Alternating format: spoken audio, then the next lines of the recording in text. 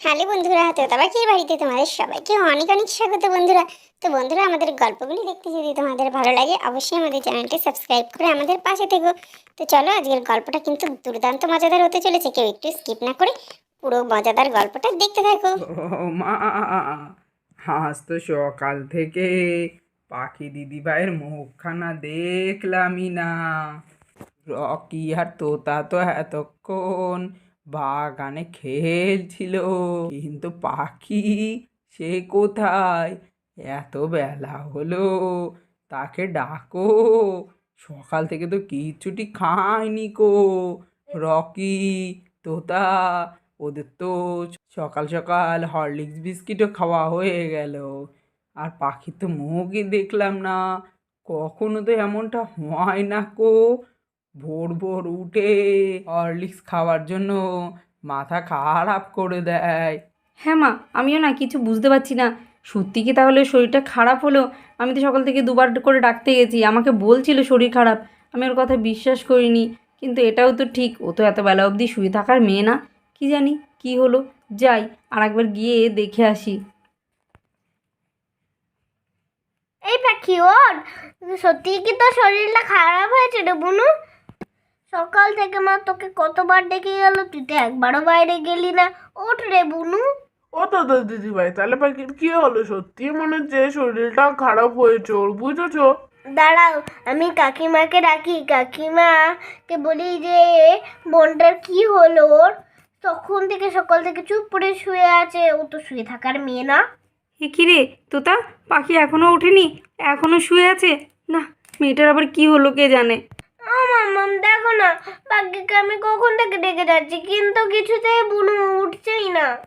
তাই তো, এবার তো আমারও একটু একটু চিন্তা হচ্ছে। পাখি, এই পাখি, পাখি, মারে, ওঠ না, কখন থেকে তোকে ডাকছি। এই পাখি। আমার খুব শরীরটা খারাপ লাগছে, আমার গাটা গলাটা বমি বমি কেমন একটা পাচ্ছে। হ্যাঁ, কই দেখি, আয় তো মা আমার কোলে। আরে আরে তোতা, বোনে তো খুব জ্বর এসছে, যা বাইরে গিয়ে তোর বাবাকে ডেকে নিয়ে আয়।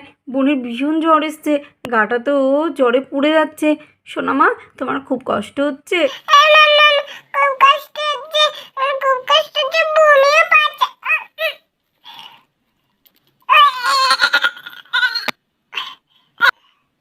আরে আরে, এ কী রে, হে পাখি মা, তোর এত বমি হচ্ছে কেন? হ্যাঁ, দেখো, দেখতে দেখতে দুবার তিনবার বমি হয়ে গেল। জানা রকি, তাড়াতাড়ি তোর কাকাকে ডেকে নিয়ে আয়। মনে হচ্ছে বোনের খুব শরীরটা খারাপ হয়েছে, ডাক্তারের কাছে নিয়ে যেতে হবে। আমি কোথাও যাবো না, আমি তোমার কোলে চুপ করে শুয়ে থাকবো, মনে হচ্ছে আবার মুখ পেটটা গোলাচ্ছে। না না মা, ওরকম বলে না। বাড়িতে বসে থাকলে তো হবে না মা, তোমাকে এক্ষুনি ডাক্তারের কাছে নিয়ে যেতে হবে। ডাক্তারের ওষুধ খেলে দেখবে সব ঠিক হয়ে যাবে। মা, এত কষ্ট পেও না মা, তোমার কষ্ট দেখে তো আমারও খারাপ লাগছে। মেয়েটাকে সারাক্ষণ বকি, আর বকবো না মা তোকে। তুই তাড়াতাড়ি সুস্থ হয়ে যায় সোনা মা, আর তোকে আমি বকবো না।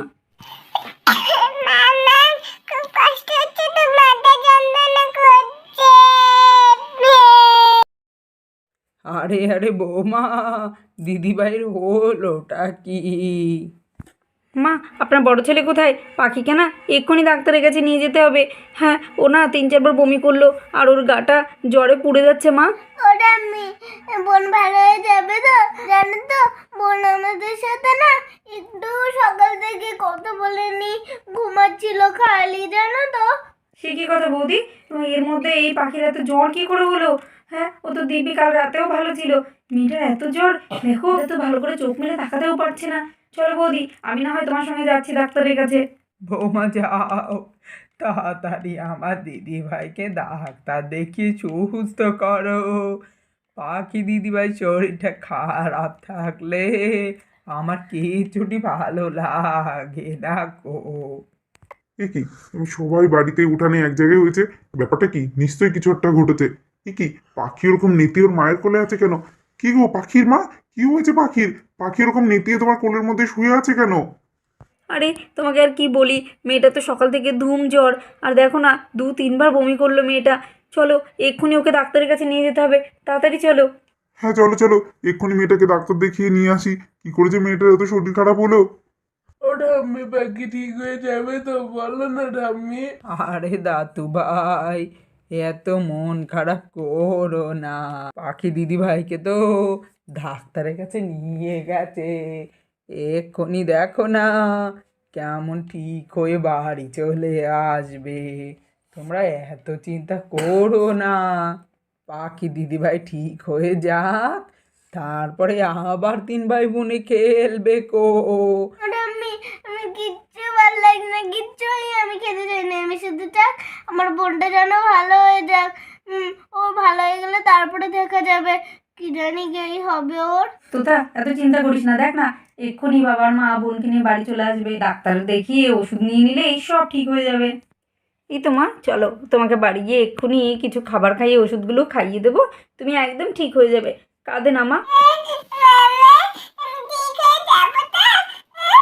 হ্যাঁ বাবা, তুমি এক্ষুনি ঠিক হয়ে যাবে, দেখো না এক্ষুনি তোমাকে খাবার খাইয়ে ওষুধ খাইয়ে দেবো। আরে ওই তো বৌমা চলে এসেছে। বৌমা, ডাক্তারে কি বললো? মা কি আর বলবে বলুন তো, আপনার নাতনি সারাক্ষণ উল্টোপাল্টা খাবার খায়, ওর পেটে না একটা ইনফেকশন মতো হয়ে গেছে, সেই জন্যই বারবার বমি করছে, আর তার জন্যই ও দুর্বল হয়ে গেছে, আর সেই জন্যই জ্বর এসছে। অনেক ওষুধ দিয়েছে। দিয়া তুমি যাও না, ওর জন্য একটু খাবার নিয়ে এসো, ওকে খাবারটা খাইয়ে দিয়ে ওষুধগুলো খাওয়াতে হবে। আর তোমার দাদা গেল ওই পাশের পাড়ায় যে মেয়েটা আছে না, ওই ইঞ্জেকশন স্লাইন এগুলো দেয়, ওকে ডাকতে গেছে। ডাক্তারবাবু একটা ইঞ্জেকশন লিখে দিয়েছে, সেই ইঞ্জেকশনটা ওকে দিতে হবে 2 ঘন্টা পর। হ্যাঁ বৌদি, আমি যাচ্ছি, এক্ষুনি এই খাবার নিয়ে আসছি।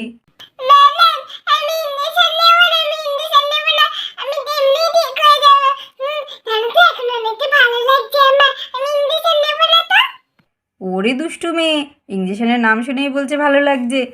কিচ্ছু হবে না বাবা, ইঞ্জেকশনে তো খুব বেশি ব্যথা লাগবে না, দেখবি কুটুস করে একটা কামড় দেবে, ইঞ্জেকশন দেওয়া হয়ে যাবে। তুমি না আমার সাহসী মেয়ে, ইঞ্জেকশন নিতে ভয় পেলে হবে? তাড়াতাড়ি তো সুস্থ হতে হবে, নইলে বন্ধুদের সঙ্গে খেলতে যাবে কি করে? এখন পরীক্ষা শেষ, বাড়িতে রয়েছো, কত খেলাধুলা করছো, শরীর খারাপ হয়ে বসে থাকলে একটুও তো খেলতে পাবে না, এনার্জিও পাবে না, ওরকম করতে নেই মা। ঠিক আছে, এখন তুমি আগে খাবার খেয়ে ওষুধগুলো খাও, তারপরে দেখা যাবে। এইভাবে বলে কেউ আমার কিছু কথা শুনবে না, আমাকে কোনো একটা প্ল্যান করতে হবে। আগে খেয়ে তো নি, একটু গায়ে জোরটা আসুক, তারপরেই দেখছি কি করা যায়। না, খাবার খাওয়ানো হয়ে গেল, ওষুধগুলোও খাওয়ানো হয়ে গেল, 2 ঘন্টার জায়গায় তো মনে হচ্ছে 3 ঘন্টা হয়ে গেল।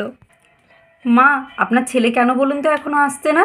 পাখিকে তো সময় মতো ইঞ্জেকশনটা দিতে হবে, নইলে মেয়েটা সুস্থ হবে কি করে? দি তুমি তো চিন্তা করো না, দাদা ঠিক চলে আসবে। চলুন দিদি, একটু তাড়াতাড়ি চলুন। মেয়েটার তো 2 ঘন্টার মধ্যে ইঞ্জেকশন দেওয়ার কথা ছিল, সেখানে তো 2.5 ঘন্টা হয়ে গেছে। আপনাকে খুঁজতে খুঁজতেই তো কত লেট হয়ে গেল। আসলে কি বলুন তো দাদা, এই দুটো গ্রামের মধ্যে আমি একাই তো আছি ইঞ্জেকশন স্লাইন এগুলো দেওয়ার জন্য না। ওই জন্য রোজই আমার প্রচুর পেশেন্ট থাকে, সবার বাড়ি বাড়ি গিয়েই তো আমি ইঞ্জেকশন স্লাইন দিই, তাই অনেক কাজের চাপ থাকে। ওই জন্যই তো আপনার আমাকে খুঁজে পেতে এত সমস্যা হলো। আচ্ছা চলুন না, এক্ষুনি গিয়ে আপনার মেয়েকে আমি ইঞ্জেকশন দিয়ে দেবো। চলুন চলুন। আরে পড়ি, এই দেখো আমি নার্স দিদিকে ধরে নিয়ে এসেছি। কই নার্স দিদি, নাও এই যে ইঞ্জেকশনটা, তাড়াতাড়ি পাখিকে দিয়ে দাও। আরে এই তো একটা ছোট বাচ্চা, বাচ্চাদের ইঞ্জেকশন দেওয়াটা খুবই ঝামেলা, ওরা তো সহজে ইঞ্জেকশন নিতেই চায় না, কি জানি এই বাচ্চাটা আবার কি করবে। মামা, আমার হিসেবে আমি কি ইসি করে আছে, আমার খুব জোর হিসেব হয়েছে মামা, সত্যি। যাই তাড়াতাড়ি ইসি করে না করি, বাথরুমে গিয়ে দরজা আটকে বসে থাকি। আরে আরে, পাখি এ তো দৌড়ে দৌড়ে কোথায় যাচ্ছে? মনে হচ্ছে নিশ্চয়ই কোনো দুষ্টু বুদ্ধি করছে। এই এই এই এই এই ধরেছি। আরে মেয়েটা দৌড়ে পালিয়ে গেল বাথরুমের নাম করে, কেউ ধরো, কেউ ধরো ওকে। এই তো টুবাইদা ধরে নিয়েছে, টুবাইদা একদম ছাড়বে না ওকে, তাড়াতাড়ি ধরে এখানে নিয়ে এসো তো।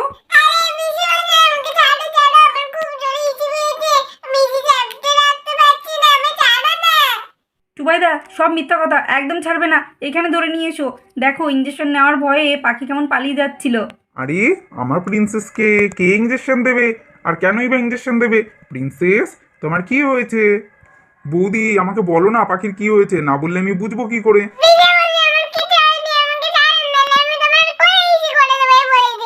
আরে আরে, এটা কি কথা? না না, কলিশি করো না, দাঁড়াও আমি তোমাকে ছেড়ে দিচ্ছি। টুবাইদা ওর কথাতে ভুলো না কিন্তু, একদম ছাড়বে না, সব মিথ্যা কথা। এই দেখো ওর শরীরটা খারাপ, জ্বর হয়েছে, তাই ডাক্তার ওকে ইঞ্জেকশন নিতে বলেছে, আর সেই ইঞ্জেকশন নেওয়ার ভয়ে বাথরুমে ঢুকে পালাচ্ছিল, একদম ছাড়বে না। আরে আমার প্রিন্সেসের শরীরটা খারাপ, জ্বর হয়েছে, আমাকে তো কেউ বলেনি। শোনা, তোমার শরীর খারাপ, কিন্তু তুমি তো ব্রেভ গার্ল, তুমি তো ইঞ্জেকশনে ভয় পাও না, তাই না? আমি তো ভাইকে সব সময় তোমার কথা বলি যে দিদি কত সাহসী, তোমার কথা বলেই তো আমি ভাইকে ইঞ্জেকশন দিই, আর তুমি কিনা ইঞ্জেকশন নিতে ভয় পাচ্ছ? ছি ছি ছি ছি, এত ভয় পেলে কি করে হবে? তাহলে তো আর আমি তোমাকে ব্রেভ গার্ল বলবো না। আরে নার্স দিদি, আপনি এদিকে আসুন, আমি ওর সঙ্গে কথা বলছি, আপনি পেছন দিয়ে টুক করে ইঞ্জেকশনটা দিয়ে দিন, তাহলে আর ও একটুও ভয় পাবে না। ও আচ্ছা আচ্ছা, আমি আসলে বুঝতে পারিনি আপনি ওকে ভোলাচ্ছেন। আচ্ছা ঠিক আছে, আপনি ওর সঙ্গে কথা বলুন, আমি পেছন দিয়ে টুক করে ওকে ইঞ্জেকশনটা দিয়ে দেবো, ও বুঝতেই পারবে না। জানো তো প্রিন্সেস, পাশের গ্রামে একটা মেলা বসেছে, আর আমি তো প্রিন্সেসকে সেই মেলায় নিয়ে যাব, মেলা দেখাতে, আর অনেক খেলনা কিনে দেবো। দেখো বৌমা, আমার জামাই বাবা কেমন ভুলিয়ে ভালিয়ে দিদিভাইকে ইঞ্জেকশনটা দিচ্ছে। কত বুদ্ধি ধরে জামাই বাবা। হ্যাঁ, সত্যি পিছু আমাকে মেলা নিয়ে যাবে তো? হ্যাঁ প্রিন্সেস, আমি তোমাকে নিয়ে যাব তো, এক্ষুনি নিয়ে যাব। নড়ে না বাবা, নড়ে না, নড়ে না, এই তো হয়ে গেছে, এই তো হয়ে গেছে, এক্ষুনি হয়ে যাবে। চুপ করো চুপ করো, মেলায় নিয়ে আমি তোমাকে অনেক খেলনা কিনে দেবো। এই তো দেখো না, এক্ষুনি হয়ে যাবে, এই হয়ে গেছে। এই তো শোনা, হয়ে গেছে। পিছে বলে না, আমাকে ভুলিয়ে ভালিয়ে ইঞ্জেকশনটা দিয়ে দিল তো, আমি কিন্তু আমরা মেলায় নিয়ে দিয়ে অনেক খেলা কিনে দিতে হবে। হ্যাঁ, আচ্ছা ঠিক আছে, আমার প্রিন্সেস যত খেলনা চাইবে আমি তত খেলনা কিনে দেবো। আচ্ছা দাদা, আমার তো ইঞ্জেকশনটা দেওয়া হয়ে গেল, আমি তাহলে আসছি এবারে। সত্যি বলতেই হবে, আপনি কিন্তু খুব ভালো ইঞ্জেকশন দিলেন, বাচ্চাটার খুব বেশি ব্যথা লাগেনি। হ্যাঁ আন্টি, তুমি খুব ভালো, তুমি খুব সুন্দর ইঞ্জেকশন দিয়েছো, আমার তো সেই রকম ব্যথা লাগেনি। Thank you aunty. ঠিক আছে সোনা, তুমি তাড়াতাড়ি সুস্থ হয়ে যাবে এবারে, ইঞ্জেকশনটা দিয়ে দিয়েছি, খুব তাড়াতাড়ি সুস্থ হয়ে যাবে। আমি তাহলে আসছি। কি বন্ধুরা, তোমরাও কি ইঞ্জেকশন নিতে এরকমই ভয় পাও? তো চলো কমেন্ট করে অবশ্যই জানিও। তো আজকের মতো গল্পটা এইখানেই শেষ করছি। যদি তোমাদের আমাদের গল্পগুলি দেখতে ভালো লাগে, অবশ্যই আমাদের চ্যানেলটি সাবস্ক্রাইব করে আমাদের পাশে থেকো। গল্পগুলিতে লাইক কমেন্ট করতে কিন্তু কেউ ভুলো না। সবাই ভালো থেকো, সুস্থ থেকো। বিদায় বন্ধুরা।